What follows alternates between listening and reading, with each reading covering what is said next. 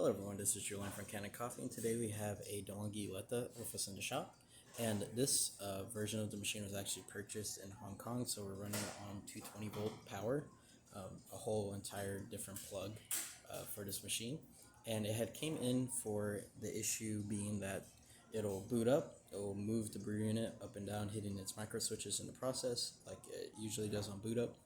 And then right after that, it would try to kick on the rinsing cycle, and the rinsing cycle will give an error code asking to prime the machine.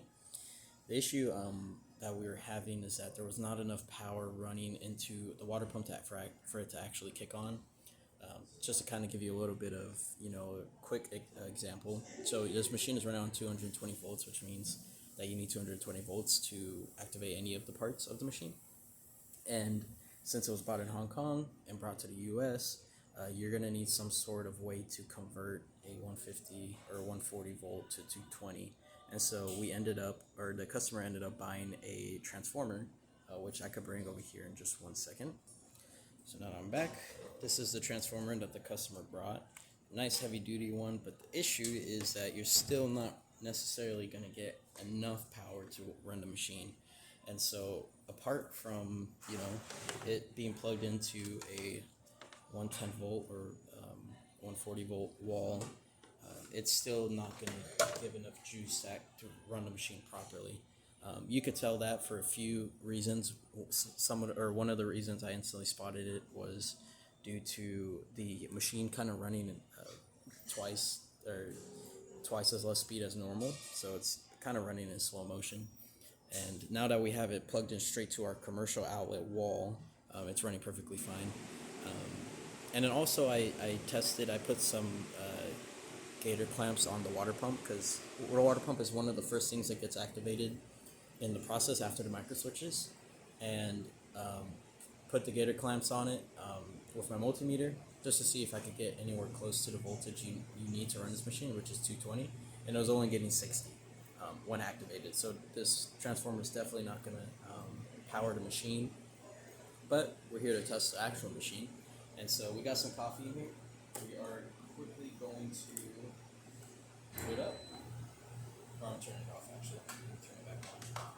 You can kind of hear the machine move around, and you're going to hear the pump kick on. So, spoiler alert, it works. We're going to wait for this to turn off and then turn on, and then we're going to just brew a quick shot. Let me get a proper cup. So now that we are back with a little shot glass, we're going to quickly turn it on. It's going to click those two micro switches, and now that it's getting the proper 220 volt power, it does move way quicker than normal. As normal, I should say. And then it's going to start heating up, and then at some point it's going to kick on the pump to do a rinse cycle on it, as you can see. Activates that pump, does pulsations to get just enough water through the spouts to clean it out for any extra coffee that was left there.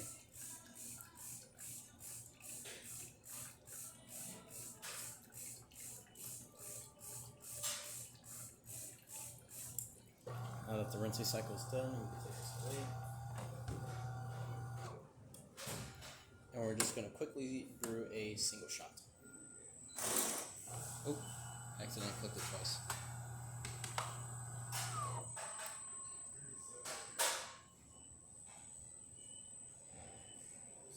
Wait for it to go back to normal.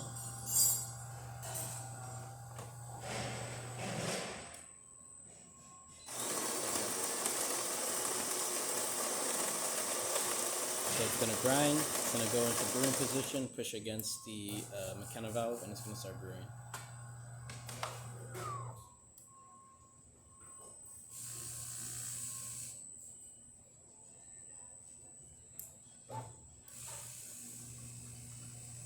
And there we go.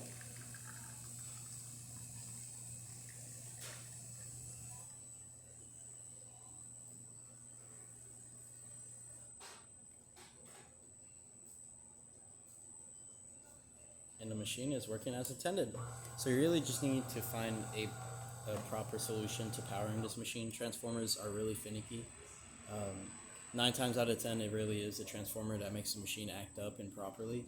That's just from experience of testing a lot of European models and different versions of the machines.